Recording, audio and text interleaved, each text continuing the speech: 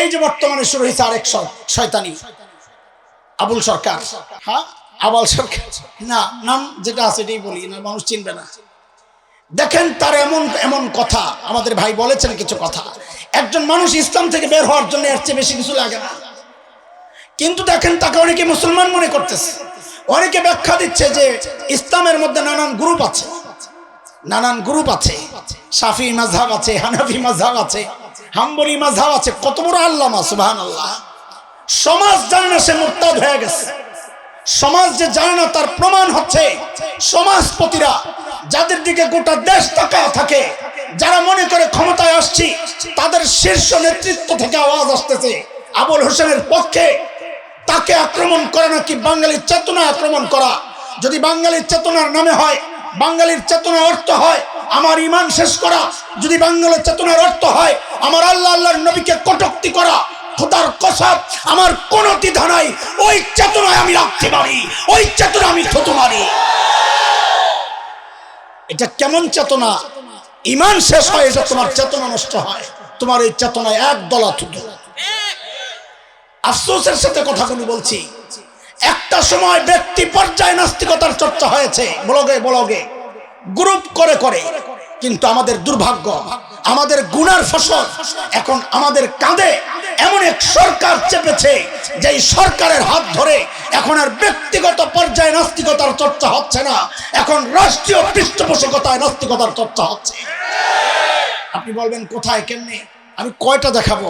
গত 16 মাসের হিস্টোরি টান দিলে দেখা যাবে মন্ত্রণালয়ে যেগুলো আছে প্রত্যেকটা ইমান নিয়ে আমরা সন্দিহান। সে দাড়িওয়ালা হোক আর দাড়ি ছাড়া হোক, টুপিওয়ালা হোক টুপি ছাড়া হোক, তাদের কথাবার্তা, তাদের অ্যাক্টিভিটিস, তাদের কাজ দেখে তাদেরকে মুসলমান বলতে আমাদের লজ্জা হয়।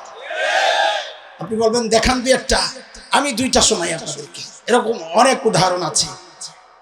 ট্রান্সজেন্ডার একটা ভয়ঙ্কর বিষয়, এটা শুধু ইমান বিধ্বংসী না, এটা সমাজ বিধ্বংসী। অথচ এটাকে বাস্তব রূপ দেওয়ার জন্য নানান চক্রান্ত চলতেছে, নানান পরিকল্পনা হাতে নেওয়া হয়েছে। গোপনে গোপনে স্বীকৃতি দিলে যা যা ওরা ভোগ করতো সব সুবিধা তাদের জন্য বরাদ্দ হচ্ছে। নতুন করে এক আওয়াজ আসছে, এটা আপনারা বুঝবেন কম। ট্রান্সজেন্ডার আমার সময় লাগবে বুঝাইতে, যেটা বুঝবেন ওইটা বুঝাই। নতুন করে এক আওয়াজ আসছে, ছেলে আর মেয়ের সমান অধিকার, বাবার সম্পত্তিতে সমান অধিকারের এক আওয়াজ আসছে। শুনতে তো ভালোই লাগে, একই বাবার ছেলে একই বাবার মেয়ে সমান অধিকার। হ্যাঁ, শরীয়তের বিধান, লিজ্জাকারি মিসলু হাজ্জিল উনসায়াইন, সূরা নিসা আয়াত 11।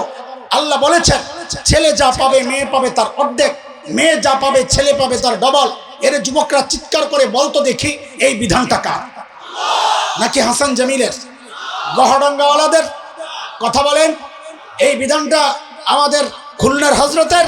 এই বিধান হেফাজত ইসলামের? এই বিধান জামাত ইসলামের? চিৎকার করে বলো এই বিধান কার? এই বিধানকে যদি কেউ অস্বীকার করে তার ঈমান থাকবে? বলেন থাকবে? অথচ এই বিধান বাস্তবায়নের চক্রান্ত হচ্ছে দোস্ত, এই বিধান বাস্তবায়নের চক্রান্ত হচ্ছে। কেমনে হচ্ছে, কি হচ্ছে সেগুলো বলছি। তার আগে একটা প্রতিজ্ঞা করতে হবে, একটা শপথ নিতে হবে। কি শপথ? দেখেন, যেহেতু কাঁধে চলেছে পশ্চিমাদের পাঁচাটা গোলামরা, মাঝে মধ্যেই এমন কিছু ঝামেলা আমাদের সামনে আসতে পারে। কিছু হইলেই তো ওলামাদের বিরোধিতা করেন। আমাদের এই আওয়াজগুলোকে অনেকের কাছে রাজনৈতিক বক্তব্য মনে হয়। দোস্ত, সব জায়গায় রাজনীতি তালাশ করেন না। এটা আমার ইমানের ব্যাপার, এটা আমার বিশ্বাসের চেতনার ব্যাপার, এটা আমার অস্তিত্বের ব্যাপার, এটা আমার আকীদার ব্যাপার। এমন চক্রান্ত যদি আবার হয়, এমন কিছু সিদ্ধান্ত যদি নিতে ওরা সচেষ্ট হয়, ওলামারা যদি ডাক দেন, তখন ওলামাদের বিরোধিতা নয়, ওলামাদের পাশে দাঁড়ায়া, ওলামাদের হাতে হাত রেখে, কাঁধে কাঁধ মিলিয়ে, মুষ্টিবদ্ধ হাত উঠিয়ে একসাথে উচ্চারণ করতে হবে, শামসুল হক ফরিদপুরের জমিনে, আল্লামা আহমদ শফীর জমিনে, হাফিজ জিরাই জমিনে নাস্তিকতার চর্চা করতে দেওয়া হবে না, দেওয়া হবে না।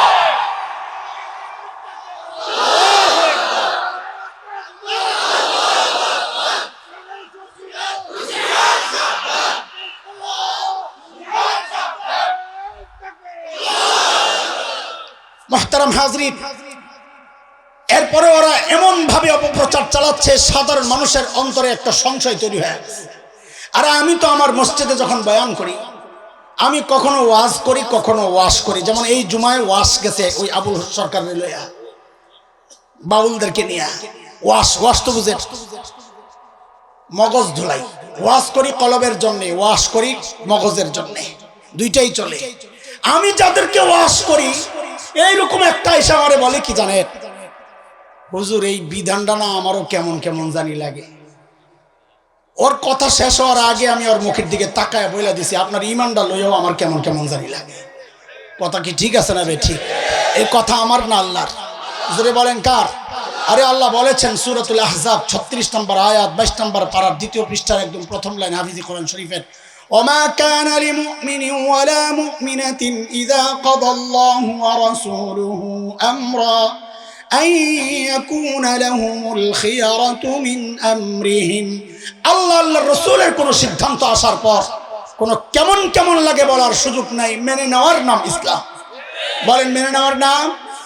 তারপরেও আপনাদের দিলের মধ্যে যেন কোনো কেমন কেমন না লাগে, সময়ের একজন ছোট্ট আলেমদের খাদিম হিসাবে আপনাদের দিল দিমাগকে পরিষ্কার করা আমাদের জিম্মাদারি।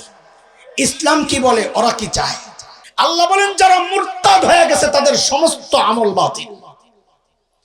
সমস্ত আমল যেহেতু বাতিল, নেকির পাল্লা একটাও নেকি যেহেতু নাই, কাজেই তাদের হিসাব হবে না। হবে না কথা কন?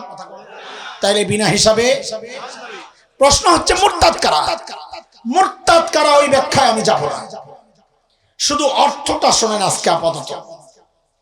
যারা ইসলাম থেকে বের হয়ে গেছে। বলেন মুরতাদ মানে? দোস্ত একটু মনোযোগ, এটা আপনারাও জানেন। যা আজকে বলতে চাচ্ছি, দুনিয়া বিখ্যাত আলিম শেখ ইবনে হাসান আলী নদভী রহমতুল্লাহি আলাইহি বলেছেন,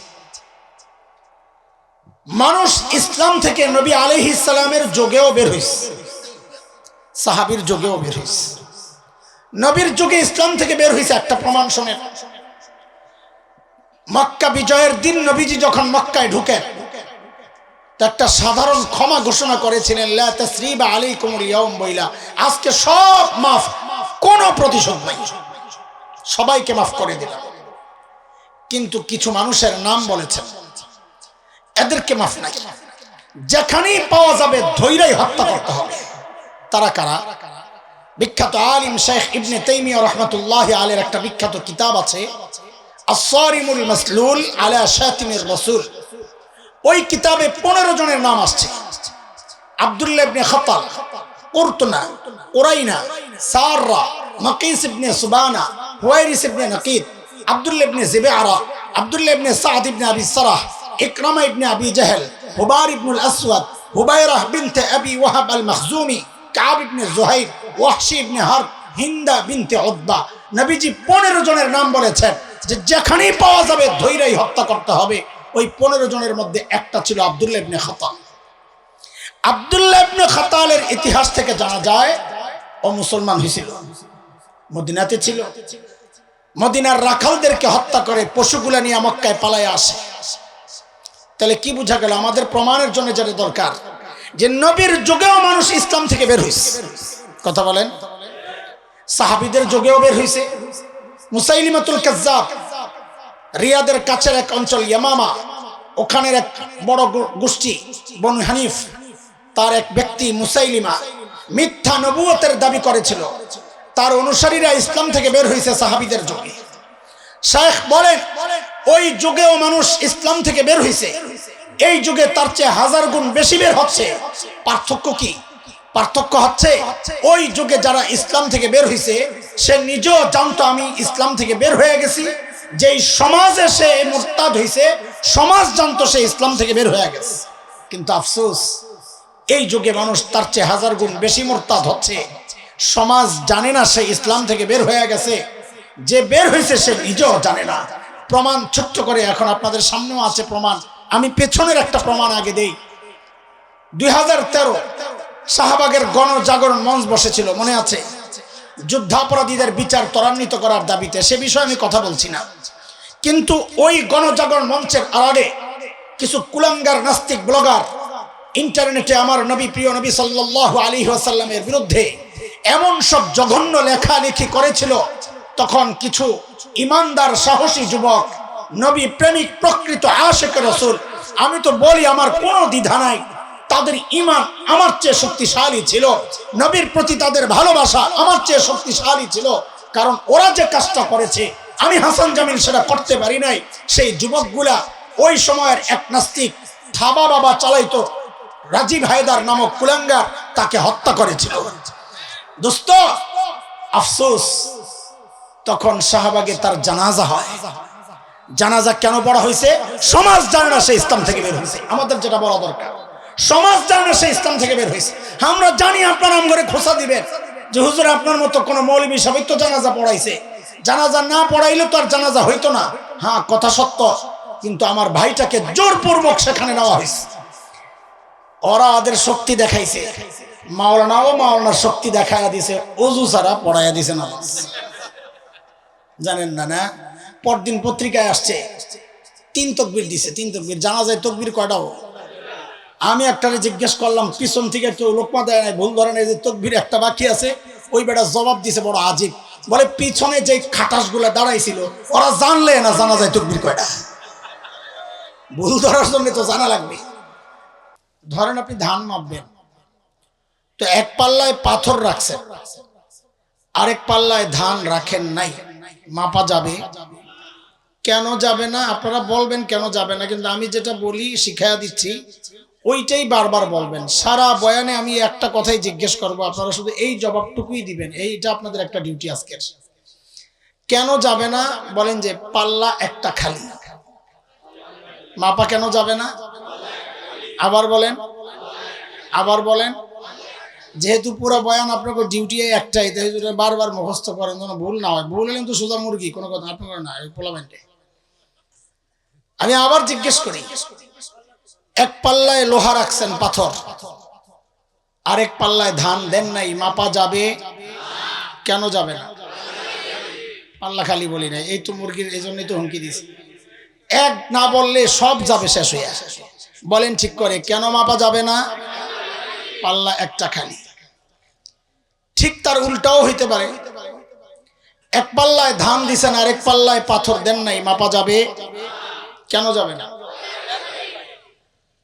হাসরের মাঠে আল্লাহর আদালতে এমন কিছু মানুষ আসবে যাদের নেকির পাল্লায় নেকি তো আছে, কিন্তু গুনার পাল্লায় গুনাহ নাই একটাও। বলেন তো তাদের আমল মাপা যাবে? কেন যাবে না? পাল্লা একটা খালি। যেহেতু আমল মাপা যাবে না, তাদের ব্যাপারেই আল্লাহর সিদ্ধান্ত, আল্লাহ তাদেরকে বিনা হিসাবে জান্নাত দিয়ে দিবেন। হিসাব হবে না। কেন হবে না বলেন তো? পাল্লা একটা খালি। এই তো লাইনে পড়ছেন মাশাআল্লাহ। ঠিক আর উল্টাও হইতে পারে। এমন এক শ্রেণী আসবে যাদের গুনার পাল্লায় গুনাহ তো আছে, নেকির পাল্লায় নেকি নাই একটাও। বলেন তো তাদের আমল মাপা যাবে? কেন যাবে না? এদের ব্যাপারে আল্লাহর সিদ্ধান্ত, আল্লাহ নিজেই বলেন, ফালা নুকিমু লাহুম ইয়াউমাল কিয়ামাতি ওয়াজনা। আমি ওদের আমল মাপবো না, বিনা হিসাবে জাহান্নামে চলে যাবে। তাদের হিসাব হবে না। কেন বলেন তো? পাল্লা একটা খালি। কয় গ্রুপ গেল? আর আছে কয় গ্রুপ? ওই 2 গ্রুপের অবস্থা হলো 2 পাল্লাতেই আছে।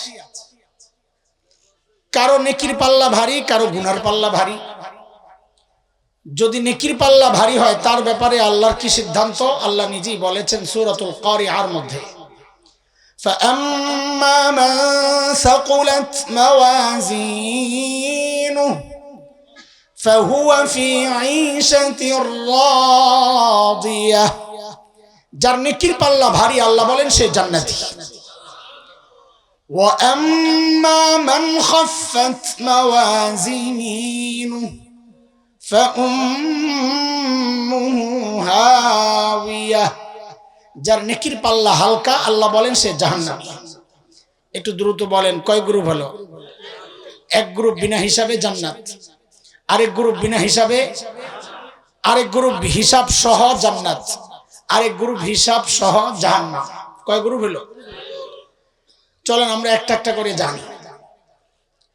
প্রথম গ্রুপ, যাদের নেকির পাল্লায় নেকি আছে, গুনার পাল্লায় গুনাহ নাই একটাও। তারা কারা?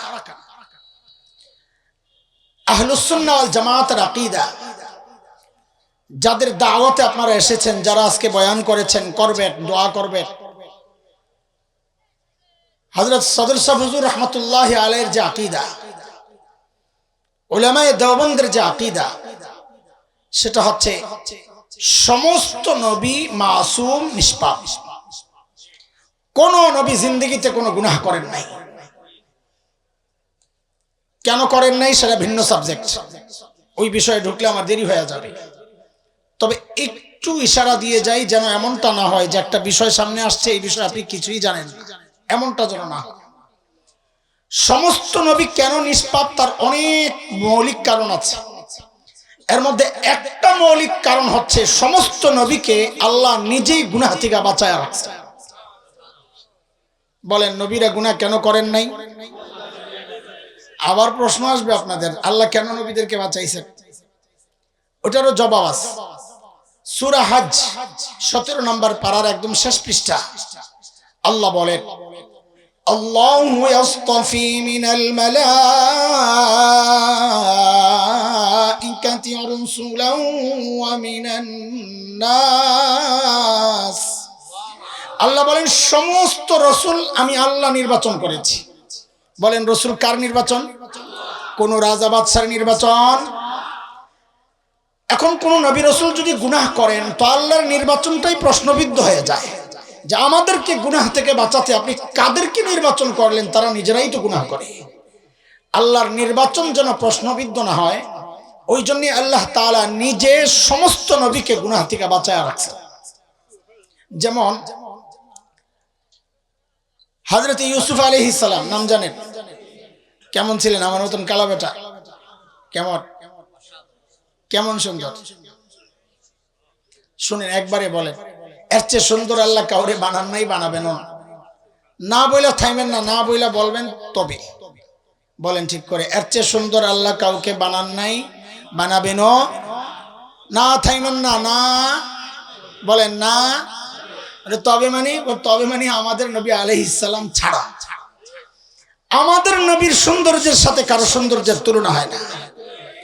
হযরত ইউসুফ ছিলেন ফর্সা সুন্দর, আর আমাদের নবী ওহো চোখের দিকে তাকালে মনে হতো এর চেয়ে সুন্দর চোখ আর হইতে পারে না। ঠোঁটের দিকে তাকালে মনে হতো এর চেয়ে সুন্দর ঠোঁট আর হয় কেমনে।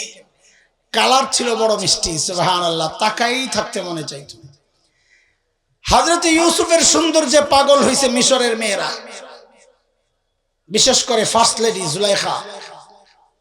বেটি খালি বারবার হুজুরের প্রস্তাব দেয়, হুজুর খালি প্রত্যাখ্যান করে। হুজুর চিনছেন তো না? হ্যাঁ আমি হুজুরই বলবো, আমার বলতে সুবিধা। একদিন তো জুলাইখা আটকাইছে একদম ভিতরে। কত ভেতরে? তাফসীরে কিতাবে আসছে 7 দরজা ভেতরে। কাজের বুয়ারে বলছে তালা লাগায়া তুমি চলে যাও। তো তালা লাগায়া যাইতে হইলে তালা কোন দিক দিয়ে লাগাইতে হবে?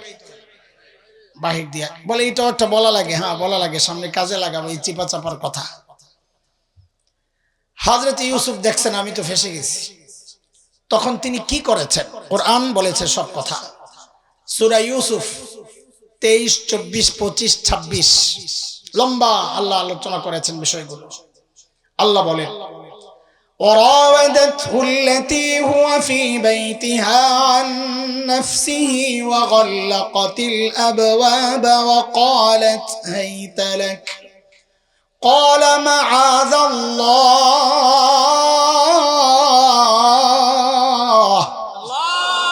إنه ربي أحسن مثواي إنه لا يفلح الظالمون।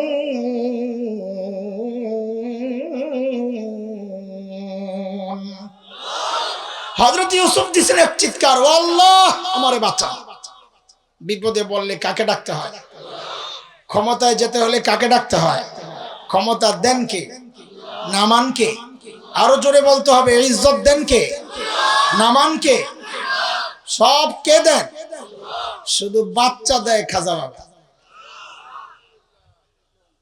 খাজার কাছে বাচ্চার জন্য জান কে জন্য? যেগুলা যায় এগুলার মাথা নষ্ট। কথা বলেন ঠিক কিনা?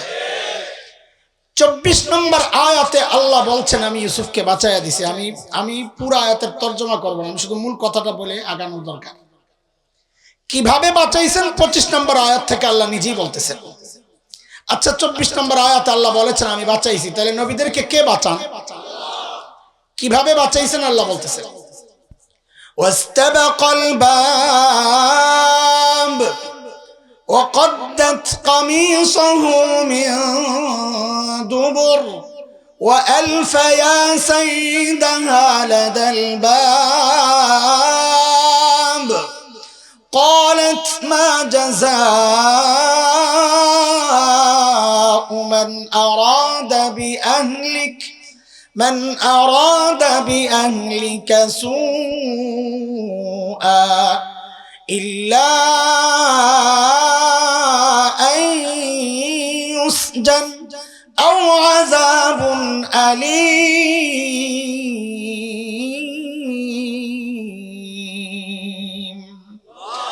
দুইজন ছুটছেন দরজার দিকে কোন দিকে এই দরজা কোন দিক দিয়ে তালা আরে ভেতর দিয়া তালা থাকলেও তো বলে একটু দৌড়ে যায় টাইনে টুনে দেখি তালা ভাঙা যায় কিনা ওই সুযোগও তো নাই তো ইউসুফ আলাইহিস সালাম কোন কারণে দৌড় দিলেন কারণ নবী ইউসুফের ঈমান আমার আর আপনার মতো নরবরে ঈমান না ওটা ছিল নবীওয়ালা ঈমান হযরত ইউসুফ চিন্তা করেছেন আমি যে রবকে ডেকেছি ওই রবের জন্য এই তালা ভাঙা দরজা ভাঙা কোনো ব্যাপার না দিছেন দৌড় পেছন দিয়া জুলাইখা মারছে থাবা হুজুরের কম দামি জামা আয় হায় পেছন দিয়ে আমার মতন কোট পরা থাকলে জ্যাকেট পরা থাকলে তো চামড়ার আর ছিটতে পারতো না হুজুরের কম দামি জামা থাবা মারছে ছিঁড়ে গেছে যেই না দরজার সামনে গেছে দরজা খাট করে খুলে গেছে একটা দুইটা তিনটা চারটা পাঁচটা ছয়টা সপ্তম দরজা খুইলাই একেবারে জায়গা পড়ছে জামাইয়ের সামনে হাতে নাতে ধরা ভিডিও চালাক আছে জামাইয়ের সামনে পইরাই নগদ একটা পোল্টি মারছে কি পোল্টি বলে আপনার স্ত্রীর সাথে অপকর্মের চেষ্টাটা যে করলো তার কি শাস্তি হওয়া উচিত বাপরে বাপ সোরের মার বড় গলা দোষ করছে কে চাপাইতেছে কার কান্দে জোরে কর না আরে দোষ করছে কে চাপাইতেছে কার কান্দে হুজুরের কান্দে শাবাশ কে রে কইলো মাশাআল্লাহ কার কান্দে হ্যাঁ বর্তমান দুনিয়া এমন বহু চলে দোষ করে নিজে চাপায় আরেকজনের কান্দে নাম কইলে তো আবার আপনারা খেয়ে যাবেন থাক নাম কইলাম না কি বুঝা ঠিক কইছ আন্তাজি মার খেয়েছস শয়তান পোলা ভাই আচ্ছা বিচার দিছে কার কাছে একটু সূক্ষ্ম একটা কথা শোনাই তাইলে অন্তত এতটুকু বিচার দিছে কার কাছে জামাইয়ের কাছে আচ্ছা বিচার যে দেয় রায় কি সে দেয় কথা বলে অথচ জুলাইখা নিজেই রায় দিতেছে কয় হয় ওরে আয়নাগরে ঢুকান আরে আয়নাগর ছিল না আপনি কইবেন যা ছিল ওটা আর আয়নাগর নাম ছিল না কাম একটাই ছিল হয় ওরে ওখানে ঢুকান আর নয় কঠিন একটা বাড়ি লাগাইয়া দেন বিচার দিলা তুমি বিচার এখন করবে মিশরের গভর্নর তুমি নিজে রায় দিতেছো যে দুনিয়ার সিস্টেম এটা ক্ষমতায় থাকলে তখন রায় আর আদালত দেয় না ক্ষমতায় যারা থাকে ওরা রায় লেখা আদালতে পাঠায়া দেয় আদালত ওয়ালারা খালি রায়টা শোনায়া দেয় এটা আগের থেকেই চলে আসতেছে নতুন কিছু না হযরত ইউসুফ তো চুপচাপ জুলাইখার জামাই তো বুঝছে ঘটনা তারপরও দলের লোক তো বুঝাও না বুঝার একটা ভান করতেছে ইউসুফ কি খবর বলে খবর তো ভালো না হিয়ারা আওয়াদাতনি আন নাফসি করলো বেডি দোষ দেয় আমারে বলে তুমি যে করো নাই প্রমাণ দাও আরেকটা দুই নম্বরই ইসলামী আইন আদালত দুনিয়ার আইন আদালত সিস্টেম হচ্ছে প্রমাণ দিবে বাদী অভিযোগকারী আমরা আরবিতে বলি আল বাইয়িনাতু আলাল মুদ্দাই এখানে অভিযোগকারী কে কথা বলা লাগবে অভিযোগকারী কে অথচ প্রমাণ চাওয়া হচ্ছে কার কাছে সিস্টেম অনুযায়ী চাওয়ার দরকার কার কাছে তো নিয়ম ঠিক আছে না ভাঙছে কেন ভাঙলো ওই যে কাহিনী একটাই ক্ষমতায় থাকলে নিয়মকে ভাঙাটাই নিয়ম হয়ে যায় কথা কোন ঠিক কিনা হযরত ইউসুফ চিন্তা করতেছেন ভিতরে ছিলাম আমি আর মহিলা প্রমাণ আসবে কোত্থেকে কিন্তু ভরসা হারাম নাই এর মধ্যে দেখেন ভেতর থেকে একটা পিচ্চির কান্নার আওয়াজ আসতেছে অনবরত কান্না থামার কোনো নামগন্ধ নাই কে কাচ্ছে জুলাইখার এক ফুফাতো বোন আসছিল বেড়াইতে তার দুধের এক ছোট্ট ছেলে এমন কান্না শুরু হয়েছে হযরত ইউসুফ বুঝে গেছেন যে ওই কান্নার মধ্যে রহস্য আছে আমার মুক্তির উপায় হয়তো এই কান্নার মধ্যে বলে আমার পক্ষে সাক্ষী দিবে ওই পিচ্চিটা জুলাইখা মনে মনে বলে মোল্লা খাইছো ধরা চান্দু পিচ্চিরে আনবো সাক্ষীর জন্য এই পিচ্চি অপরাধ কে করছে রে পিচ্চি বলবে ও আর খাইবা মাইর হ্যাঁ আল্লাহু আকবার। এই পিচ্চির মুখ দিয়ে কান্না কে বের করছে? নবীদেরকে কে বাঁচান? পিচ্চির কান্না বন্ধ হয় না, চলছে কান্না অনবরত, যেন কান্নার একটা মেশিন ফিট করে দিছে রেকর্ড, চলছে গাড়ি যাত্রা বাড়ি। যেই না হযরত ইউসুফের সামনে পিচ্চি, সাথে সাথে কান্না বন্ধ। সুবহানাল্লাহ, বাড়ি যায় পড়বেন না? ভাবে তো এমন লাগে আপনি, কান্না বন্ধ করছেন কে? পিচ্চিরে মিশরের গভর্নর জিজ্ঞেস করে, হে পিচ্চি, অপরাধ কে করেছে রে? এখন পিচ্চি যদি ডাইরেক্ট বলতো অপরাধ করছে জুলাইখা, তো দরবারের মুরগি চোরা যেগুলা ছিল, সব দরবারই তো 2-4টা মুরগি চোরা থাকে, ওই দরবারের মুরগি চোরারা কইতো মোল্লার কাম। মোল্লারা কত নাটক জানে, শাপলা চত্বরে রং মাইকা শুয়াও থাকতে পারে মোল্লা। এই মোল্লায় জাদু দিয়ে পিচ্চির মুখ থেকে কথা বের করছে। আল্লাহ তাআলা পিচ্চির মুখ দিয়ে এমন ভাবে কথা বের করছেন, কাউরে দোষী করেন নাই, কাউরে দোষী করেন নাই, লজিক বলে দিছে। কি? ইন কানা কামিসুহু কুদ্দা মিন কুবুল ফাসাদাকাত ওয়া হুয়া মিনাল কাযিবিন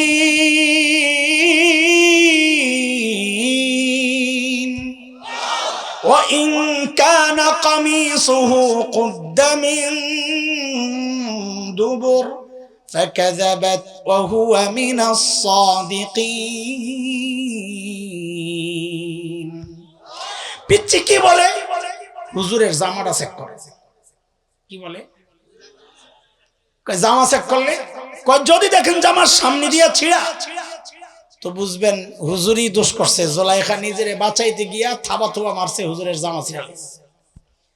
আর যদি দেখেন জামা পেছন দিয়া ছিঁড়া, তো বুঝবেন কেস ফিটিং, আপনার বই অপরাধ করছে। জুলাইখা, ইউসুফ পালাইতে গেছে, জুলাইখা পেছন দিয়া থাবা মারছে, জামা পিছন দিয়া ছিঁড়ছে। জামা কোন দিক দিয়ে ছিঁড়ছে? ফালাম্মা রাআ কামিসাহু কুদ্দা মিন দুবুর ক্বালা ইন্নাহু মিন কাইদিকুন ইন্না কাইদাকুন্না আযীম।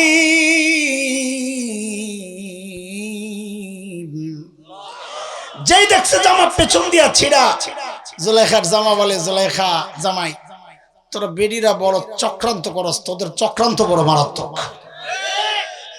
এত জোরে ঠিক করলেন, আগের গুলা কি বে ঠিক? বাইর যায়ালো তোমারে সাইজ করবো আজকা। কইবা আমি জি কই নাই, পাশেরটাই কইছিল। আল্লাহ, দোস্ত, বৈশা বৈশা ইউসুফ জুলাইখার কিচ্ছা শোনানো আমার উদ্দেশ্য না, সময় নাই, বহু কাম আছে। গল্পের এই পর্যন্ত টাইনে আসছে একটা কোরআনী মেসেজ শোনানোর জন্য, নাইলে আমার দলিল শুরুতেই শেষ। নবীদেরকে গুনাহ থেকে কে বাঁচা?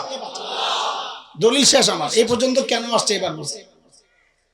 মিশরের গভর্নরের সামনে যখন সবকিছু ক্লিয়ার, অপরাধ করছে বউ, তখন হযরত ইউসুফকে একটা উপদেশ দিয়েছেন, ইউসুফ আরিদ আন হাযা, কাউরে কিছু বইল টইল না, বিষয়টা একটু এড়াইয়া থাকো, মান ইজ্জতের ব্যাপার, তোমারও ইজ্জত আমাদেরও ইজ্জত।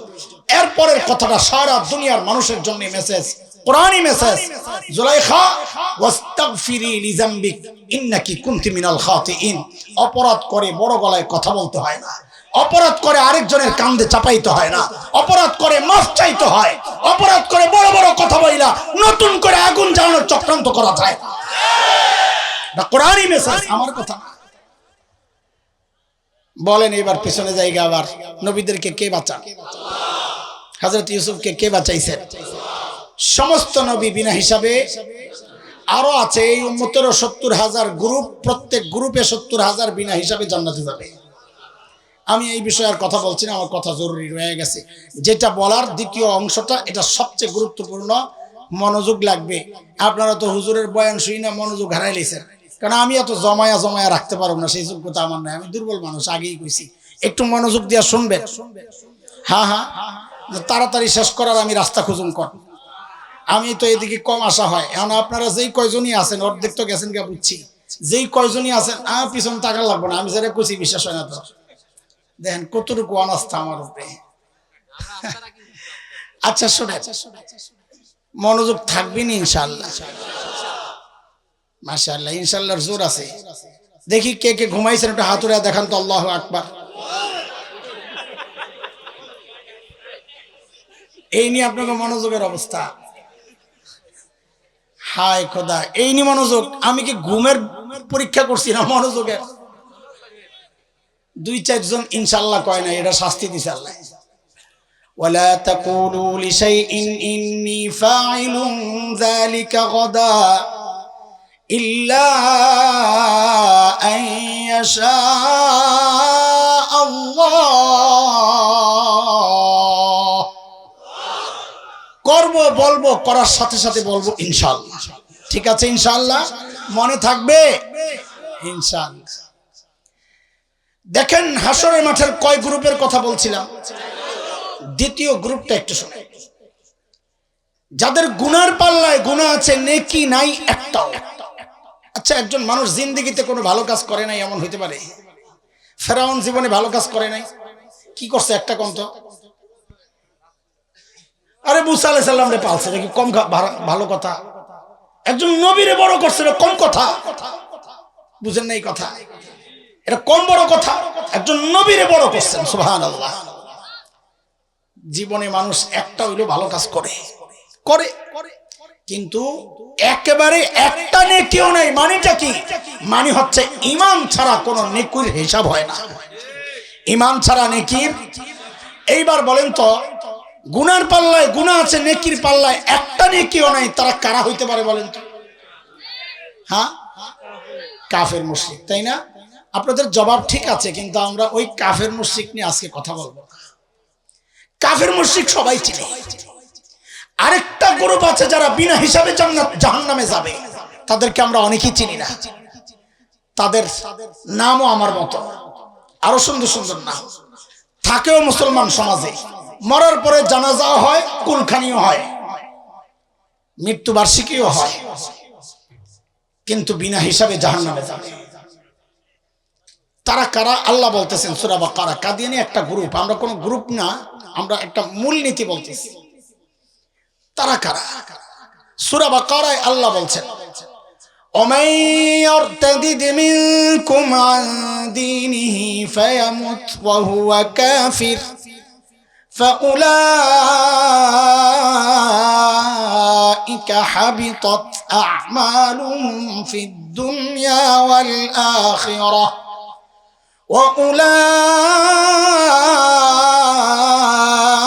وأولئك أصحاب النار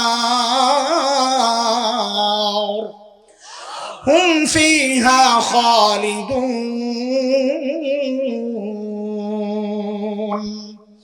আল্লাহ বলেন, যারা মুরতাদ হয়ে গেছে তাদের সমস্ত আমল বাতিল। সমস্ত আমল যেহেতু বাতিল, নেকির পাল্লা একটাও নেকি যেহেতু নাই, কাজেই তাদের হিসাব হবে না। হবে না কথা কন? তাইলে বিনা হিসাবে। প্রশ্ন হচ্ছে মুরতাদ কারা? মুরতাদ কারা ওই ব্যাখ্যায় আমি যাব না, শুধু অর্থটা শোনেন আজকে আপাতত। যারা ইসলাম থেকে বের হয়ে গেছে, বলেন মুরতাদ মানে? দোস্ত একটু মনোযোগ, এটা আপনারাও জানেন। যা আজকে বলতে চাচ্ছি, দুনিয়া বিখ্যাত আলিম শেখ ইবনে হাসান আলী নদভী রাহমাতুল্লাহি আলাইহি বলেছেন, মানুষ ইসলাম থেকে নবী আলাইহিস সালামের যুগেও বের হইছে, সাহাবীর যুগেও বের হইছে। নবীর যুগে ইসলাম থেকে বের হইছে, একটা প্রমাণ শোনেন। মক্কা বিজয়ের দিন নবীজি যখন মক্কায় ঢুকেন, একটা সাধারণ ক্ষমা ঘোষণা করেছিলেন, লা তাসরিবা আলাইকুমুল ইয়াউম বইলা, আজকে সব মাফ, কোনো প্রতিশোধ নাই, সবাইকে মাফ করে দিলাম। কিন্তু কিছু মানুষের নাম বলেছেন, এদেরকে মাফ নাই, যেখানেই পাওয়া যাবে ধৈরাই হত্যা করতে হবে। তারা কারা? বিখ্যাত আলিম শেখ ইবনে তাইমিয়া রাহমাতুল্লাহি আলাইহির একটা বিখ্যাত কিতাব আছে, আস-সারিমুল মাসলুল আলা শাতিমির রাসূল। ওই কিতাবে 15 জনের নাম আসছে। আব্দুল্লাহ ইবনে খাতাল, কুরতুনা, উরাইনা, সাররা, মাকিস ইবনে সুবানা, হুয়াইরিস ইবনে নাকিদ, আব্দুল্লাহ ইবনে জিবআরা, আব্দুল্লাহ ইবনে সাদ ইবনে আবি সারাহ, ইকরামা ইবনে আবি জাহল, হুবার ইবনুল আসওয়াদ, হুবাইরাহ বিনতে আবি ওয়াহাব আল মখজুমি, কাব ইবনে জুহাইর, ওয়াহশি ইবনে হারব, হিন্দা বিনতে উতবা। নবীজি 15 জনের নাম বলেছেন যে যেখানেই পাওয়া যাবে ধৈরাই হত্যা করতে হবে। ওই 15 জনের মধ্যে একটা ছিল আব্দুল্লাহ ইবনে খাতাল। আব্দুল্লাহ ইবনে খাতালের ইতিহাস থেকে জানা যায় ও মুসলমান হয়েছিল, মদিনাতে ছিল। মদিনার রাখালদেরকে হত্যা করে পশুগুলা নিয়ে মক্কায় পালায় আসে। তাহলে কি বোঝা গেল? আমাদের প্রমাণের জন্য যেটা দরকার যে নবীর যুগেও মানুষ ইসলাম থেকে বের হয়েছে। কথা বলেন, সাহাবীদের যুগেও বের হয়েছে। মুসাইলিমাতুল কাজ্জাব, রিয়াদের কাছের এক অঞ্চল ইয়ামামা, ওখানের এক বড় গোষ্ঠী বনু হানিফ, তার এক ব্যক্তি মুসাইলিমা মিথ্যা নবুয়তের দাবি করেছিল। তার অনুসারীরা ইসলাম থেকে বের হয়েছে সাহাবীদের যুগে। শেখ বলেন ওই যুগেও মানুষ ইসলাম থেকে বের হয়েছে, এই যুগে তার চেয়ে 1000 গুণ বেশি বের হচ্ছে। পার্থক্য কি? পার্থক্য হচ্ছে ওই যুগে যারা ইসলাম থেকে বের হয়েছে সে নিজেও জানতো আমি ইসলাম থেকে বের হয়ে গেছি। যেই সমাজে সে মুরতাদ হয়েছে সমাজ জানতো সে ইসলাম থেকে বের হয়ে গেছে। কিন্তু আফসোস এই যুগে মানুষ তার চেয়ে 1000 গুণ বেশি মুরতাদ হচ্ছে। সমাজ জানে না সে ইসলাম থেকে বের হয়ে গেছে, যে বের হয়েছে সে নিজেও জানে না। প্রমাণ ছোট্ট করে এখন আপনাদের সামনেও আছে প্রমাণ। আমি পেছনের একটা প্রমাণ আগে দেই। 2013 শাহবাগের গণজাগরণ মঞ্চ বসেছিল, মনে আছে? যুদ্ধাপরাধীদের বিচার ত্বরান্বিত করার দাবিতে। সে বিষয়ে আমি কথা বলছি না, কিন্তু ওই গণজাগরণ মঞ্চের আড়ালে কিছু কুলাঙ্গার নাস্তিক ব্লগার ইন্টারনেটে আমার নবী, প্রিয় নবী সাল্লাল্লাহু আলাইহি ওয়াসাল্লামের বিরুদ্ধে এমন সব জঘন্য লেখালেখি করেছিল। তখন কিছু ইমানদার সাহসী যুবক, নবী প্রেমিক, প্রকৃত আশিক রাসূল, আমি তো বলি আমার কোনো দ্বিধা নাই, তাদের ঈমান আমার চেয়ে শক্তিশালী ছিল, নবীর প্রতি তাদের ভালোবাসা আমার চেয়ে শক্তিশালী ছিল। কারণ ওরা যে কাজটা করেছে আমি হাসান জামিল সেটা করতে পারি নাই। সেই যুবকগুলা ওই সময়ের এক নাস্তিক থাবা বাবা চালাইতো, রাজীব হায়দার নামক কুলাঙ্গার, তাকে হত্যা করেছিল। দোস্ত আফসোস, তখন শাহবাগে তার জানাজা হয়। জানাজা কেন পড়া হয়েছে? সমাজ জানে না সে ইসলাম থেকে বের হয়েছে। আমাদের যেটা বলা দরকার, সমাজ জানে না সে ইসলাম থেকে বের হয়েছে। আমরা জানি আপনারা আমগরে খোঁচা দিবেন যে হুজুর আপনার মতো কোন মৌলবী সাহেব তো জানাজা পড়াইছে। জানাজা না পড়াইলে তো আর জানাজা হইতো না। হ্যাঁ, কথা সত্য, কিন্তু আমার ভাইটাকে জোরপূর্বক সেখানে নেওয়া হয়েছে। ওরা ওদের শক্তি দেখাইছে, মাওলানার শক্তি দেখাইয়া দিছে, ওযু ছাড়া পড়াইয়া দিছে নামাজ। জানেন না? না, পরদিন পত্রিকায় আসছে 3 তাকবীর দিছে। 3 তাকবীর। জানাজায় তাকবীর কয়টাও? আমি একটারে জিজ্ঞেস করলাম, পিছন থেকে কেউ লোকমা দেয় নাই, ভুল ধরে নাই যে তাকবীর একটা বাকি আছে। ওই বেটা জবাব দিছে বড় আজীব, বলে পিছনে যে খাটাসগুলা দাঁড়াইছিল ওরা জানলে না জানাজায় তাকবীর কয়টা। ভুল ধরার জন্য তো জানা লাগবে। এই যে বর্তমানে শুরু হয়েছে আরেক শয়তানি, আবুল সরকার। হ্যাঁ, আবুল সরকার না, নাম যেটা আছে এটাই বলি, না মানুষ চিনবে না। দেখেন তার এমন এমন কথা, আমাদের ভাই বলেছেন কিছু কথা। একজন মানুষ ইসলাম থেকে বের হওয়ার জন্য এর চেয়ে বেশি কিছু লাগে না। কিন্তু দেখেন তাকে অনেকে মুসলমান মনে করতেছে। অনেকে ব্যাখ্যা দিচ্ছে যে ইসলামের মধ্যে নানান গ্রুপ আছে, নানান গ্রুপ আছে। শাফি মাযহাব আছে, হানাফি মাযহাব আছে, হাম্বলি মাযহাব আছে। কত বড় আল্লামা, সুবহানাল্লাহ। সমাজ জানে না সে মুরতাদ হয়ে গেছে। সমাজ যে জানে না তার প্রমাণ হচ্ছে সমাজপতিরা, যাদের দিকে গোটা দেশ তাকায় থাকে, যারা মনে করে ক্ষমতায় আসছি, তাদের শীর্ষ নেতৃত্ব থেকে আওয়াজ আসতেছে আবুল হোসেনের পক্ষে। তাকে আক্রমণ করা নাকি বাঙালির চেতনা আক্রমণ করা।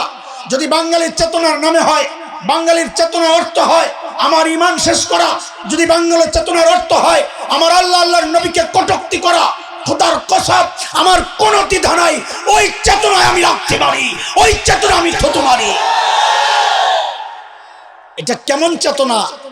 ঈমান শেষ হয় এটা তোমার চেতনা নষ্ট হয়, তোমার এই চেতনায় এক দলা থুতু। আফসোসের সাথে কথাগুলো বলছি। একটা সময় ব্যক্তি পর্যায়ে নাস্তিকতার চর্চা হয়েছে, ব্লগে গ্রুপ করে করে। কিন্তু আমাদের দুর্ভাগ্য, আমাদের গুনার ফসল এখন আমাদের কাঁধে এমন এক সরকার চেপেছে, যে সরকারের হাত ধরে এখন আর ব্যক্তিগত পর্যায়ে নাস্তিকতার চর্চা হচ্ছে না, এখন রাষ্ট্রীয় পৃষ্ঠপোষকতায় নাস্তিকতার চর্চা হচ্ছে।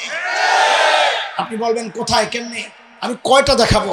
গত 16 মাসের হিস্টোরি টান দিলে দেখা যাবে মন্ত্রণালয়ে যেগুলো আছে প্রত্যেকটা ঈমান নিয়ে আমরা সন্দিহান। সে দাড়িওয়ালা হোক আর দাড়ি ছাড়া হোক, টুপিওয়ালা হোক টুপি ছাড়া হোক, তাদের কথাবার্তা, তাদের অ্যাক্টিভিটিস, তাদের কাজ দেখে তাদেরকে মুসলমান বলতে আমাদের লজ্জা হয়। আপনি বলবেন দেখান দুই একটা, আমি দুইটা শোনাই আপনাদেরকে। এরকম অনেক উদাহরণ আছে। ট্রান্সজেন্ডার একটা ভয়ঙ্কর বিষয়, এটা শুধু ইমান বিধ্বংসী না, এটা সমাজ বিধ্বংসী। অথচ এটাকে বাস্তব রূপ দেওয়ার জন্য নানান চক্রান্ত চলতেছে, নানান পরিকল্পনা হাতে নেওয়া হয়েছে। গোপনে গোপনে স্বীকৃতি দিলে যা যা ওরা ভোগ করত সব সুবিধা তাদের জন্য বরাদ্দ হচ্ছে। নতুন করে এক আওয়াজ আসছে, এটা আপনারা বুঝবেন কম। ট্রান্সজেন্ডার আমার সময় লাগবে বুঝাইতে, যেটা বুঝবেন ওইটা বুঝাই। নতুন করে এক আওয়াজ আসছে, ছেলে আর মেয়ের সমান অধিকার, বাবার সম্পত্তিতে সমান অধিকারের এক আওয়াজ আসছে। শুনতে তো ভালোই লাগে, একই বাবার ছেলে একই বাবার মেয়ে সমান অধিকার। হ্যাঁ, শরীয়তের বিধান লিজ্জাকারি মিসলু হাজ্জিল উনসায়াইন, সূরা নিসা আয়াত 11। আল্লাহ বলেছেন ছেলে যা পাবে মেয়ে পাবে তার অর্ধেক, মেয়ে যা পাবে ছেলে পাবে তার ডবল। এর যুবকরা চিৎকার করে বলতো দেখি, এই বিধানটা কার? নাকি হাসান জামিলের, গহডঙ্গাওয়ালাদের? কথা বলেন, এই বিধানটা আমাদের খুলনার হজরতের, এই বিধান হেফাজত ইসলামের, এই বিধান জামাত ইসলামের? চিৎকার করে বলো এই বিধান কার? এই বিধানকে যদি কেউ অস্বীকার করে তার ঈমান থাকবে? বলেন থাকবে? অথচ এই বিধান বাস্তবায়নের চক্রান্ত হচ্ছে দোস্ত, এই বিধান বাস্তবায়নের চক্রান্ত হচ্ছে। কেমনে হচ্ছে, কি হচ্ছে সেগুলো বলছি। তার আগে একটা প্রতিজ্ঞা করতে হবে, একটা শপথ নিতে হবে। কি শপথ? দেখেন, যেহেতু কাঁধে চলেছে পশ্চিমাদের পাঁচটা গোলামরা, মাঝে মধ্যেই এমন কিছু ঝামেলা আমাদের সামনে আসতে পারে। কিছু হইলেই তো ওলামাদের বিরোধিতা করেন। আমাদের এই আওয়াজগুলোকে অনেকের কাছে রাজনৈতিক বক্তব্য মনে হয়। দোস্ত, সব জায়গায় রাজনীতি তালাশ করেন না। এটা আমার ইমানের ব্যাপার, এটা আমার বিশ্বাসের চেতনার ব্যাপার, এটা আমার অস্তিত্বের ব্যাপার, এটা আমার আকীদার ব্যাপার। এমন চক্রান্ত যদি আবার হয়, এমন কিছু সিদ্ধান্ত যদি নিতে ওরা সচেষ্ট হয়, ওলামারা যদি ডাক দেন, তখন ওলামাদের বিরোধিতা নয়, ওলামাদের পাশে দাঁড়ায়া, ওলামাদের হাতে হাত রেখে, কাঁধে কাঁধ মিলিয়ে, মুষ্টিবদ্ধ হাত উঠিয়ে একসাথে উচ্চারণ করতে হবে, শামসুল হক ফরিদপুরের জমিনে, আল্লামা আহমদ শফীর জমিনে, হাফিজ জিরাই জমিনে নাস্তিকতার চর্চা করতে দেওয়া হবে না, দেওয়া হবে না।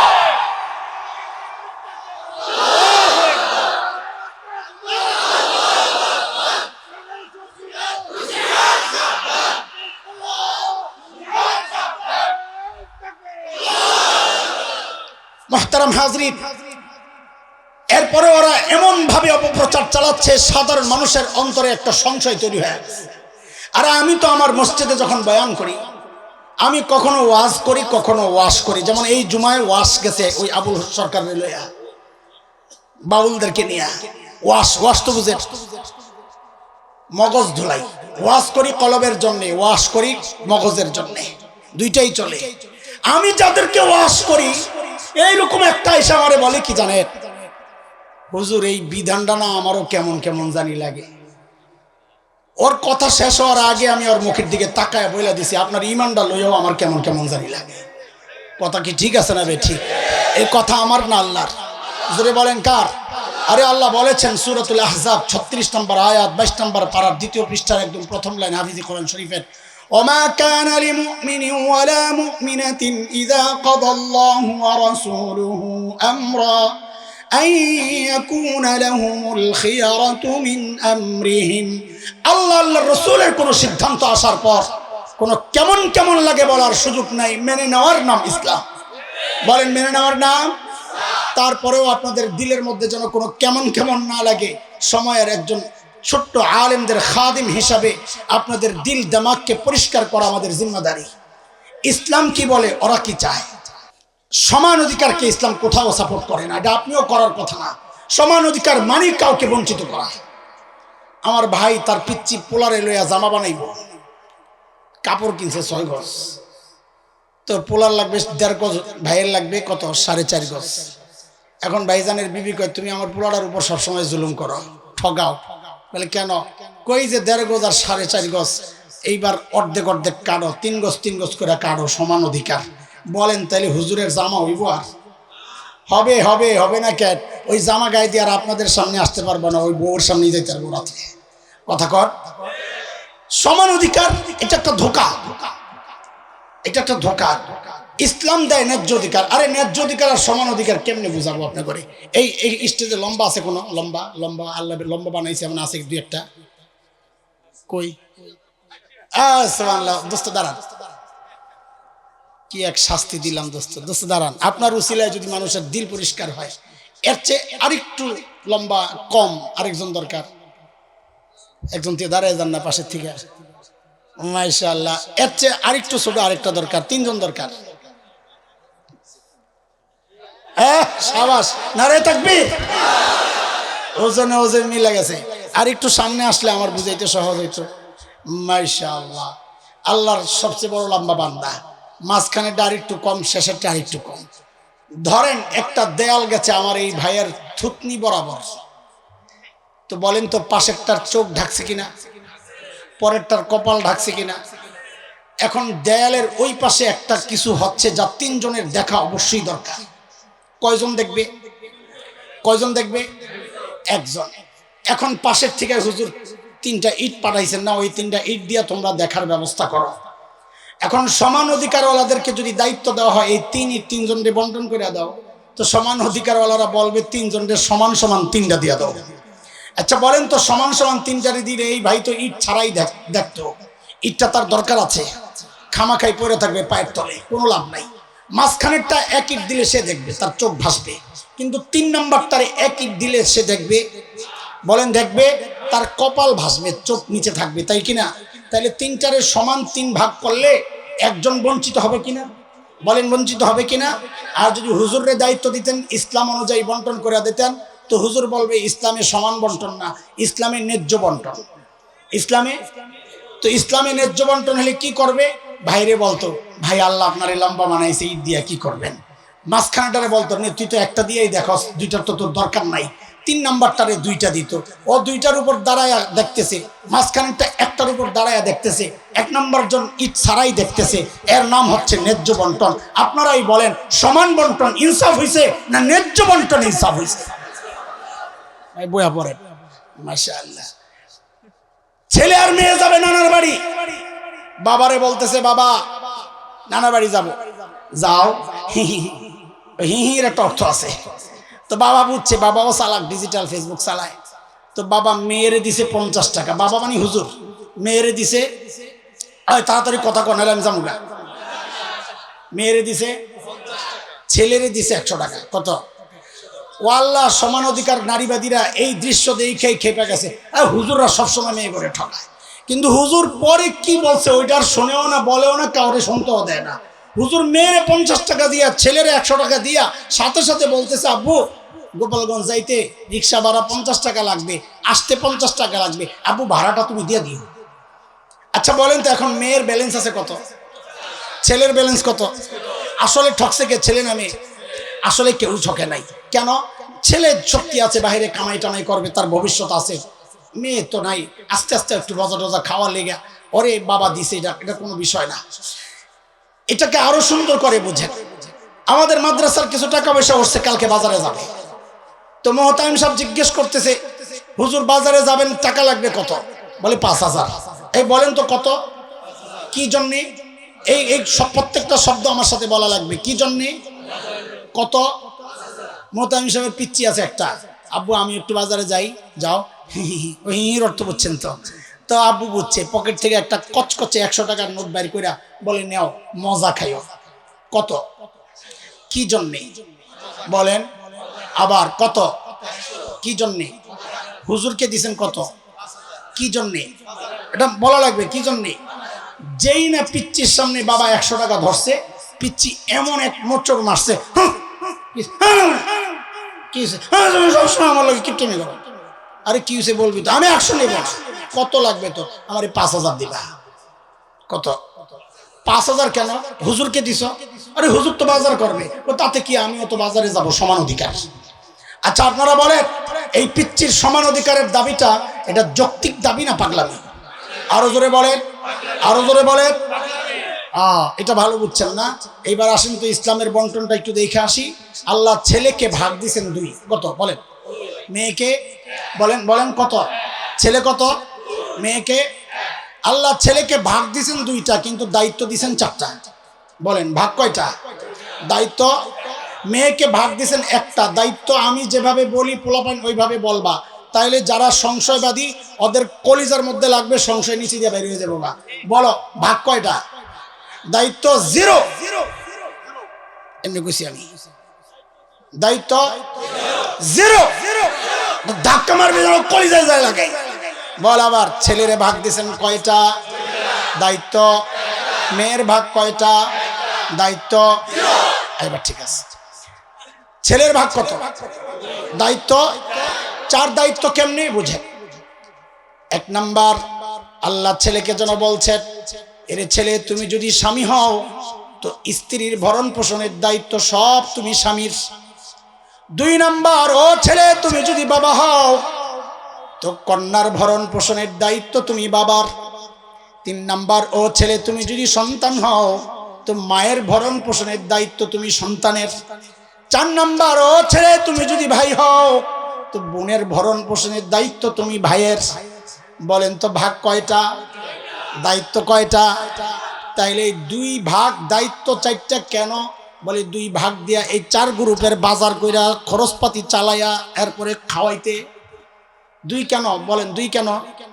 সহজভাবে বলেন, বাজার করতে তো আমাদের সামনের ঠিক হবে। বলেন 2 কেন? বলেন আবার 2 কেন? কয় গ্রুপের? এটা মাথায় রেখেন, বলার দরকার নাই, খালি এতটুকু বলেন 2 কেন। আবার বলেন 2 কেন? 2 কেন? আল্লাহ মেয়েরে ভাগ দিয়েছেন কয়টা? দায়িত্ব কয়টা? 0 কেমনে? ও মেয়ে তুমি যদি স্ত্রী হও তো তোমার সব ভরণ পোষণের দায়িত্ব তোমার স্বামীর। ও মেয়ে তুমি যদি মা হও তোমার সব ভরণ পোষণের দায়িত্ব তোমার সন্তানের। ও মেয়ে তুমি যদি কন্যা হও তো তোমার সব ভরণ পোষণের দায়িত্ব তোমার বাবার। ও মেয়ে তুমি যদি বোন হও তো তোমার ভরণ পোষণের দায়িত্ব তোমার ভাইয়ের। বলেন তো ভাগ কয়টা? ভাগ কয়টা? দায়িত্ব। দায়িত্ব নাই, মেয়ের দায়িত্ব নাই, ভাগ আছে। কথা কোন? ভাগ আছে, দায়িত্ব নাই। তো দায়িত্ব নাই, ভাগ কেন? বলে মজা খাইতে। বলেন না, বলেন কি জন্যে? কি জন্যে? ছেলের 2 কি জন্যে? মেয়ের 1 কি জন্যে? আবার আবার ছেলের 2 কি জন্যে? মজার কথা কেড়ে কয়, ছেলের 2 কি জন্যে? মেয়ের 1 কি জন্যে? আবার আবার ছেলের 2 কি জন্যে? মেয়ের 1 কি জন্যে? এখন এই মজা খাওয়া গ্রুপ যদি বলে আমারও বাজারওয়ালার মতো সমান সমান দেওয়া লাগবে, তো হুজুরের ওই পিচ্চি পাগলার দাবির মতো আর এই দাবি, 2টার কোনো পার্থক্য আছে না? 2টাই পাগলামি। কথা কোন? 2টাই পাগলামি কিনা? ওরাই সমান অধিকারের নামে আমাদেরকে পাগলামি গিলাতে চায়, আমরা গিলতে রাজি?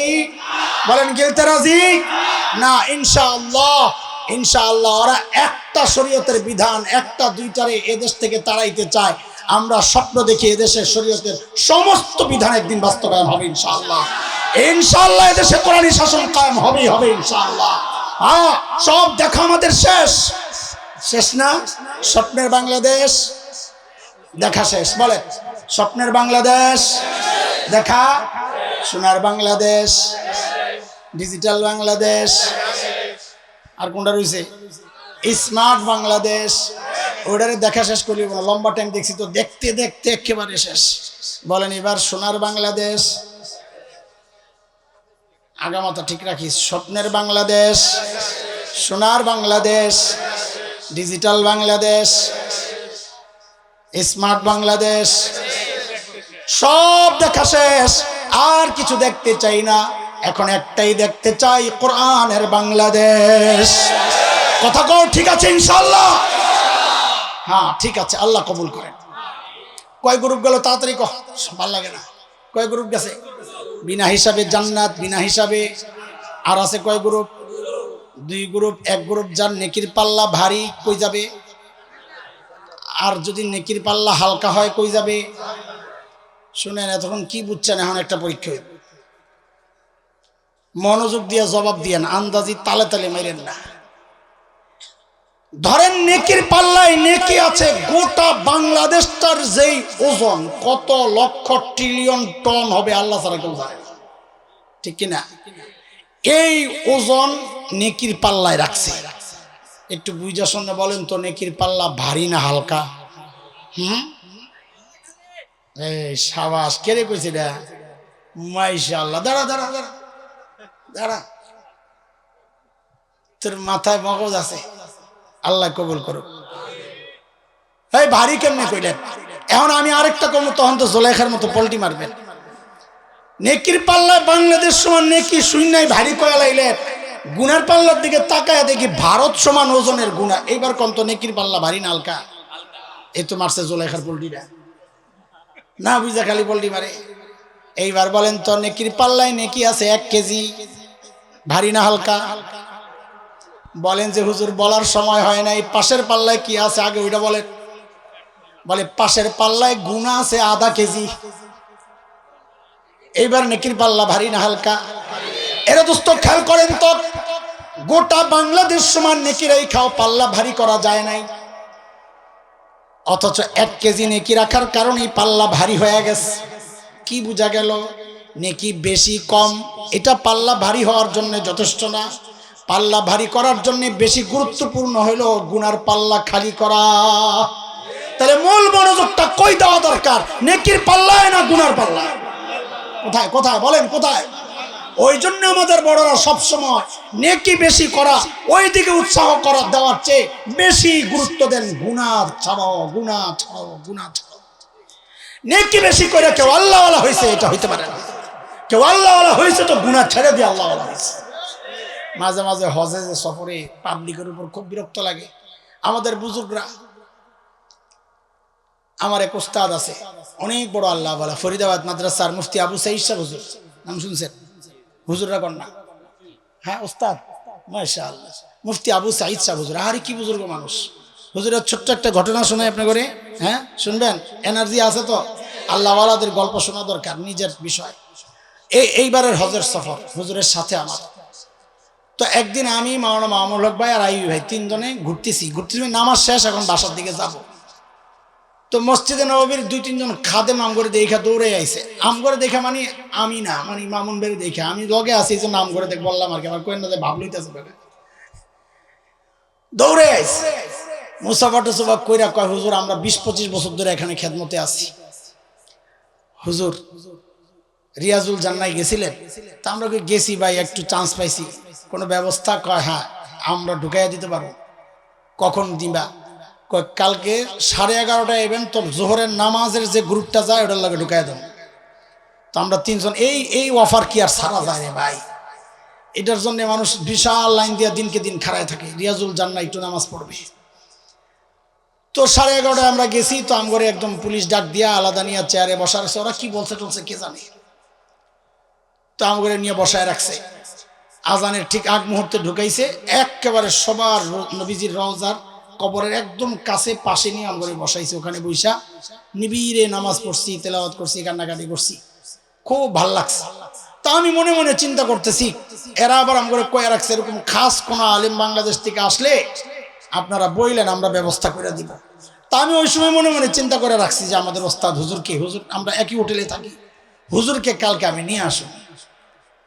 তো রাতে হুজুরের কাছে খবরটা পৌঁছাইছি, হুজুর রিয়াজুল জান্নাহ, একবার এর আগের বার হুজুরের সাথে আমি একসাথেই ছিলাম, হুজুরের সাথে। হুজুর রিয়াজুল জান্নাহ ইতমিনানের সাথে বৈশা আমল করার একটা সুযোগ পাইছি, যাবেননি? আমি তো মনে করছি আমার জন্য আমি কি একটা দোয়া যে করবো। তো হুজুর বলে কেমনে গেছ? আমি হুজুর যে খাদেমরা আছে লম্বা অনেক দিন ধরে এরা খেদমত করে, তো পুলিশ তো নতুন নতুন এরাই সব এগুলা মাতবুরি করে, ওই রকম আমরা পাইছি কিছু। ও ওরা তুমি করে নিয়ে গেছিল? ওরা তুমি নিয়ে গেছিল? ও ওরা ওই পুলিশ করে যায় করছে বাংলাদেশ থেকে অনেক বড় আলেম আইছে, তো পুলিশটা তুমি করে লয়ে গেছে না এরকমই। আমি ঠিক আছে তোমরা গেছো ভালো করছো, আমি তো বড় আলেম না, আমি এইভাবে যাবো না। কি যে একটা চটকানা খাইছি রে ভাই আমি, থাপ্পড়। আল্লাহর পার্থক্য বুঝলাম, বড়দের সাথে আমাদের পার্থক্য বুঝলাম। সুযোগ পাইলেই ধর্ম আসছি, ইবাদত করবো, কিন্তু তরিকাটা বৈধ কিনা, আমি বড় আলেম এই পরিচয় যে তার কাছে দেওয়া হলো এটা সঠিক কিনা, ওই চিন্তা হযরত এই ইবাদতের আমার দরকার নাই। তো চুপচাপ রুমের মধ্যে বসে থাকি। তো একজন কয় হুজুর এত বড় বুজুর্গ আপনি এত কথা কন, আমি আমার বয়ানে দিলে আমি শুধু হুজুরের কথা বলি, ওই হজে যায় আপনি এত কথা হুজুর দি খালি শুয়ে থাকে। ও মনে করছে এত বড় হুজুর, সারাদিন খালি তফ করব, ওমরা করব, আর খালি জিকির আজকার করব, হুজুর খালি শুয়ে শুয়ে তসবিহ পড়ে। তো আমি আরে বুঝাইছি, বেটা তুমি প্রতিদিন তফ করো আর ওমরা করো, আবার বিকালে ফাঁক পাইলে মার্কেটে যে ঘুরো, সবটি তো খাইয়াই, বুঝেন নাই? মার্কেটে ঘুইরা বেটি করে দেখে, নানান দেশের সুন্দরীরা আসে, হাইটা হাইটাই দেখে, তো দেখা আমল যা করছে সব প্যাকেট দিয়ে দিছে। আল্লাহওয়ালাদের সাথে আমাদের পার্থক্যের পয়েন্ট এটা। আল্লাহওয়ালার আমল অনেকে মনে করেন কম করেন না, আমল যাই করেন থাকে আমাদের নিচে দিয়া ফুটা, গুনাহ কইরা ফুটা হয়ে গেছে, যা করি সব বাইর হয়ে যায়, বড়রা যা করেন সব থেকে যায়। এই জন্য আমাদের মূল ফোকাসটা কই দেওয়া দরকার বলেন? নেকির পাল্লায় না গুনার পাল্লায়? গুনার পাল্লায় ফোকাস যে দিব, বড়দের কাছ থেকে শেখা। দুইটা ফোকাস। এই একটা অনুরোধ করলে রাখবেন, আমি আপনাকে একবারও কইছি ভাই যায়েন না, থাকেন, এটা আমার অভ্যাস না। আমি মাঝে মাঝে বলি, মাইকলা কইছি হুজুর আমাকে বিল পাইছস? কয় না। আমি তাহলে আমার কোনো টেনশন নাই, তুই তো আসস, সব জায়গা আমার কোনো অসুবিধা নাই। লক্ষ লক্ষ কোটি কোটি মানুষ থাকতে হবে আমাদের, আমার একজন মনোযোগী শ্রোতা দরকার। আমার দায়িত্ব বলা, ভাই লক্ষ কোটি মানুষকে হাজির করাটা আমার কাজ। বলেন আমার দায়িত্ব কি? বলা। আমি বলি যাব। এই অনেক সময় যায় দিই, মাহফিল ভেঙে গেছে, কয়েকজন বসে দিছে, আমি সারি না, ওই জায়গায়ও 2 ঘন্টা বয়ান করি মাঝে মাঝে। সবাই কি মানুষ নেই, এই বয়ান দিয়ে সারেন না। যারা বইছে, যেই আগ্রহ নিয়ে বইছে, পুরা মাঠ থাকলে ওই আগ্রহ থাকতো না। এদেরকে আমি কেন ঠকাবো? এদেরকে কেন বঞ্চিত করবো? বৈশা বৈশা কথা চলতেই থাকে আমার, এটা একটা আদত আমার। তো এই জন্য বলতেছি, এতক্ষণ তো বলি নাই যে ভাই যায়েন না, এখন দিলের দরদ দিয়ে বলতেছি, এই দুইটা কথা না শুনা যায় না। কারণ এতক্ষণ যা বলছি এগুলো অনেকের জন্য হয়তো নাও লাগতে পারে, সচেতনদের জন্য জরুরি। আন্দোলনে ডাক দিলে সাফায়া পড়তে হবে, অন্যদেরকে সচেতন করতে হবে যেন ইমান হারা না হয়ে যায়, আমল কম হোক, ইমানটা যেন না যায়, এটা সচেতন থাকা দরকার। এই বিষয়গুলো সবার দরকার। ভাই গুনাহ সবার হয় কি হয় না? হয়েছে কিনা কথা বলেন? তাইলে গুনার পাল্লায় ফোকাস দেওয়া মানে হচ্ছে 2 কাজ। কয় কাজ? 1 নম্বর হচ্ছে অতীতের গুনাহ রাখবো না, 2 নম্বর হচ্ছে ভবিষ্যতে গুনাহ করব না। বলেন বলেন, অতীতের গুনাহ, ভবিষ্যতে গুনাহ। বলেন আবার, অতীতের গুনাহ, ভবিষ্যতে গুনাহ। এখন এটার তরিকা কি? ভবিষ্যতে গুনাহ করব না, এটার কি তরিকা? অতীতের গুনাহ রাখবো না, এটার কি তরিকা? খুব সহজ তরিকা। আমরা ভবিষ্যতে গুনাহ করব না, আগে এর উপর প্রতিজ্ঞাবদ্ধ হই ইনশাআল্লাহ। আমি চেষ্টা করব ইনশাআল্লাহ। আল্লাহ তুমি সহজ করে দাও, আল্লাহ গুনাহ ছাড়া সহজ করে দাও, আল্লাহ সাহাবায়ে কেরামের মতো গুনার প্রতি ঘৃণা তৈরি করে দাও। আমিন আমিন বলেন আমিন। দেখেন এই যে প্রতিজ্ঞা করলাম, যাই এই মোবাইলটা চার্জ দেব। হাসে মরনা, কি কথা ঠিক? যাই এই ফেসবুকটা তালাশ করুন, কি আইছে নতুন আপডেট। আমাদের প্রতিজ্ঞা থাকে না কেন? একটা অনুভূতিকে দিলের মধ্যে জায়গা দিতে পারি নাই। ওই অনুভূতিটা যে দিলের মধ্যে জায়গা দিতে পারবে আমাদের বড়দের কথা, তার জন্য গুনাহ ছাড়া না, তার জন্য গুনাহ করাটা কঠিন হয়ে যাবে ইনশাআল্লাহ। অনুভূতিটা কি একটু বলেন আমাকে আপনারা। আমরা যখন গুনার দিকে আগাই বা গুনাহ করি, দুনিয়ার কেউ না জানলেও, কেউ না দেখলেও একজন জানেন, দেখেন, তিনি কি? আবার বলেন, আরো জোরে বলেন। জবাব তো সহি, ঠিক আছে, কিন্তু এই জায়গায় আমরা আল্লাহ বলবো না। এই প্রসঙ্গে কোরআন আল কারীমের যে আয়াতটা আমি আনতে চাই, ওই আয়াতে আল্লাহ নিজের যে পরিচয়টা দিয়েছেন, আমরা ওই নামটা বলবো। বলেন রব্বে করিম। বলেন আবার। আলেমরা তো জানেন, সাধারণরা এই শব্দটা উচ্চারণ আপনাদের কম হয়েছে, এই জন্য কয়েকবার উচ্চারণ করে একটু ইজি বানায় আনেন। বলেন আবার, বলেন আবার, বলেন।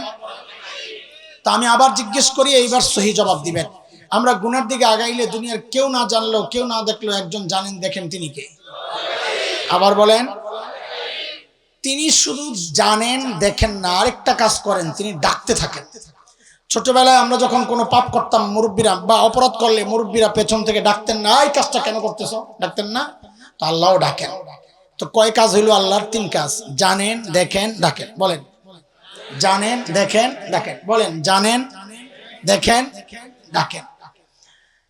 কি বলে ডাকেন? সূরা ইনফিতার, আম্মা পারার 5 নম্বর সূরা, 6, 7, 8 আয়াত। কি বলে ডাকেন? আল্লাহ নিজে বলতেছেন, ইয়া আইয়ুহাল ইনসান মা গররাকা বিরাব্বিকাল কারীম।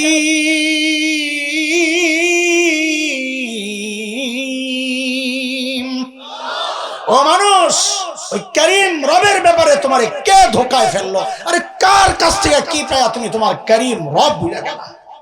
দেখেন, ডাকটা তো আমি দিলাম, আওয়াজটা দিলাম, তর্জমা করলাম, আমাদের হৃদয়ে ওইরকম ধাক্কা লাগে নাই। কেন জানেন? কারণ এই ডাক্তার ওজনটা এখনো বুঝতে পারি নাই। ডাক্তার ওজন কত এটা বুঝার জন্য শব্দের কিছু বিশ্লেষণ একটু বুঝেন। আরবিতে রব্বে করিম, করিম কাকে বলে, রব কাকে বলে এটা একটু বুঝেন। করিম বলে ওই দাতাকে যিনি না চাইতেই দেয়। বলেন, এই চোখ চায়া পাইছি না, না চায়া, কান চায়া পাইছি না, না চায়া, জিহ্বা চায়া পাইছি না, না চায়া, একটু বলেন তো সারা শরীরের কি আমি চায়া পাইছি? সব না চাইতে যে সত্তা দিয়েছেন তাকে আরবিতে বলে করিম। কি বলে? কি বলে? আমারে যখন দিয়েছেন চোখটা কি এত বড় আছিল, হাতটা এত বড় আছিল, যিনি এগুলারে বাড়াইছেন, বড় করছেন, পালছেন, সংরক্ষণ করছেন, নিরাপত্তা দিয়েছেন যে সত্তা, তাকে বলে রব। তাকে বলে, বলেন তাকে বলে। দুইটা মিলে কি হলো? এই রব্বে করিমের অর্থটা বুঝার জন্য একটা উদাহরণ বুঝেন। এই একটু জবাব দেন তো, মানুষের মধ্যে, আল্লাহ ছাড়া, রসুল ছাড়া, মানুষের মধ্যে আমাদের প্রতি সবচাইতে বেশি মমতা, মায়া, টান কার? জোরে বলেন। তিনি কে? মা। আরে মার কলিজায় কত দরদার মায়া, মা ছাড়া কেউ বুঝবে না। এই যে এখন বাসায় যাব, কয়টায় পৌঁছি? দোয়া করেন আল্লাহ যেন সহি সালামতে পৌঁছায়। আরে আমিন কইবেন না? এত কিপটা আপনারা, জোরে কোন আমি। আমার একটু দোয়া চাইছি, এত কষ্ট করে দোয়াটা বের করতে হয়। যখন ঘরে পৌঁছতাম, মা জীবিত ছিলেন যখন, ঘরে ঢুইকা দেখতাম বউ ঘুমাইতেছে, বাচ্চারা ঘুমাইতেছে। ঘুমাবে, ঘুমের টাইমে ঘুমাবে, এটা তো অপরাধ না। কিন্তু প্রায় যায় দেখতাম সবাই ঘুমাইলো, একজন মানুষ সজাগ, তিনি মা। 9 তলায় বাসা ছিল, তো গলি দিয়া গাড়িটা ঢুকলে জানালার কাছে মাথাটা আনতাম, কেন মন ডাকতো কেউ একজন জানালার কাছে দাঁড়ায় রয়েছে লাইট নিভাইয়া। তো প্রায় দেখতাম পর্দা গোল করে এই তাকায় বুঝা যায় একজন দাঁড়ায় রয়েছে। চাবি থাকতো, দরজা খুইলেই মাঝে মধ্যে যায় দেখতাম মা অস্থির পায়চারি করতেছেন, এই মাথায় এই মাথায় হাঁটতেছে। কখনো যায় দেখতাম জায়নামাজে বইয়া কাঁদতেছে। তো মাঝে মাঝে যায় জড়াইয়া ধরে বলতাম, মা ঘুমান না? তো কি বলতেন? বাবারে, বাহিরে যতক্ষণ থাকো ঘুম তো আমার আসে না, খুব মিস করি। ঘরে যখন ঢুকি যায় সবাই ঘুমাইতেছে, মা থাকলে সজাগ থাকতে। এর নাম মা। আরে ঘরে খাবার যা আছে, কোন মা যদি মনে করেন এই খাবার যদি একটু আমি খাই, তো বাচ্চারা পেট পুরে খেতে পারবে না। দুনিয়ায় এমন আর একজন মানুষ নাই মা ছাড়া যে ওই মুহূর্তে নিজের প্রচন্ড ক্ষুধাটারে গোপন করে একটা নাটক করবেন, বাচ্চাদেরকে বলবেন কি, আম্মুর না কেমন কেমন লাগতেছে, বমি বমি, আম্মু খাবো না, বাবা তোমরা খায়া নাও। সারা রাত ক্ষুধায় কষ্ট পাবে, কিন্তু বাচ্চারা পুরাটা খাইছে, মার এটাই শান্তি। এর নাম মা। এর নাম কি? আরে ওর জন্যই তো উলামারা কিছু মাসআলা মা আর বাবার আলাদা করেছেন। যেমন একটা মাসআলা তো এমন, কোন সন্তান যদি বাবা মার আগে মৃত্যুবরণ করে, বাবা তো সন্তানের লাশের পেছনে পেছনে যেতে পারে, বাবা সন্তানের কবরেও নামতে পারে। বলে কেন? বাবার কলিজায় কি মায়া দয়া নাই? বলে আছে। বাবাও চিৎকার করে করে কান্না করবে, কিন্তু বাবাকে আল্লাহ ওই শক্তি, সামর্থ্য, মনোবল দিয়েছেন, বাবা সন্তানকে দাফন করে শোয়া কান্না করতে করতে উপরে উঠতে পারবেন, ওই শক্তি আল্লাহ বাবারে দিয়েছেন।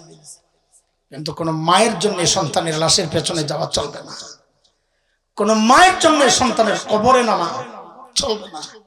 কেন? দুনিয়ায় এমন কোন মা নাই যে সন্তানকে দাফন করার জন্য কবরে নেমে সন্তানকে শোয়া দিয়া ওই মা আবার সুস্থ অবস্থায় উপরে উঠবেন, এমন কোন মা নেই। সন্তানদের শোয়া নিজ লাশ হইয়া শুয়ে পড়বে।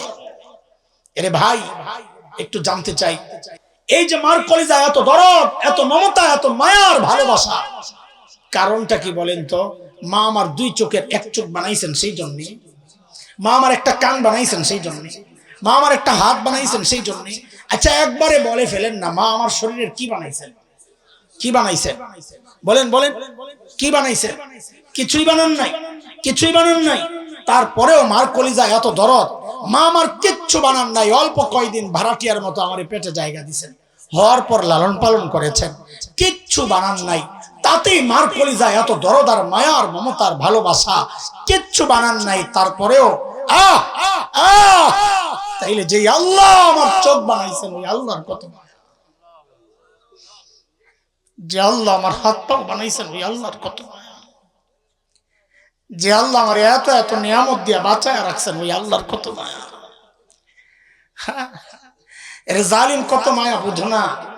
আমি আর তুমি যখন গুনাহ করি, ভেতরে গুনাহ চলতেছে, দরজা বন্ধ, জানালা বন্ধ, ওই গুনাহ অবস্থায় আমার মালিক দরজার নিচে দিয়া বাতাস আর অক্সিজেন পাঠায়া দিচ্ছেন যেন আমি মরে না যাই।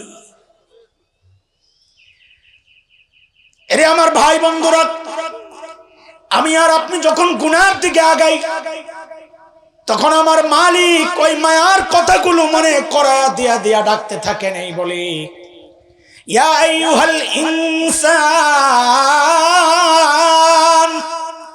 মা গররাকা বিরাব্বিকাল কারীম।